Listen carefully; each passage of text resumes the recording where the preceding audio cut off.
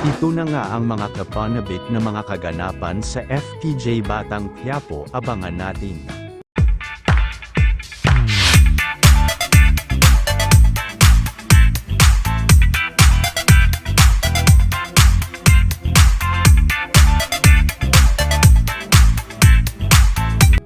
Matapos na namang galing ni Ramon sa Quiapo ay agad nitong pupuntahan si Davina dahil nga sa pag-akala nito na siya ang nagwala sa Quiapo at gumawa ng napakalaking gulo na maging ang nanay test niya ay hindi na malaman pa ang gagawin ay galit na nitong tatawagin si David.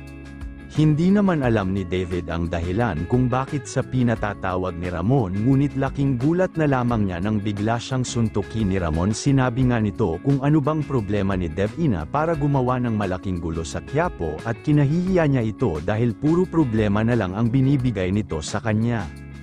Hindi naman maintindihan ang binata ang sinasabi ni Ramon kaya naman maging siya ay nagalit din at sinabing wala itong alam sa ibinibintang ni Ramon sa kanya nang tila ayaw nga umamin ni David ay lalo pang nagalit si Ramon at tinulak na ito sa pader. Si Davina naman ay ayaw magpatalo at tila napuno na siya sa pananakit ni Ramon kaya agad niya itong tinulak at tinadyakan dahilan para matamba si Ramon. Hindi pa nga nasayahan si Devon dahil sa sobrang galit na nito ay kinuha niya ang malaking base at nang akmang ibabato na niya ito kay Ramon ay bumunot na lang ito ng baril at ipinutok sa kanya.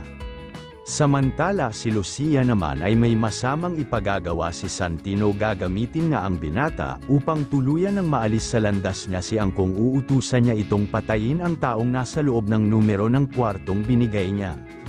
Sinabi pa nito na kahit sino pa ang naroroon ay gawin lang niya kung ano ang ipinag-uutos ni Lucio sa kanya, kung kaya naman dito na nga niyang mapapas ng si Angkon nang hindi niya namamalayan dito na nga ba aalis sa grupo si Santino at ano na nga kaya ang mangyayari kay David.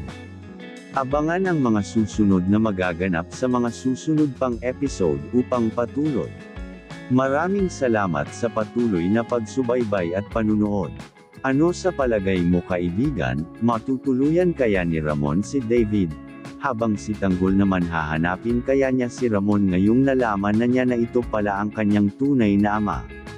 E-comment mo na yan. Maraming salamat po. Please like, share, subscribe my YouTube channel. Maraming salamat po. God bless all.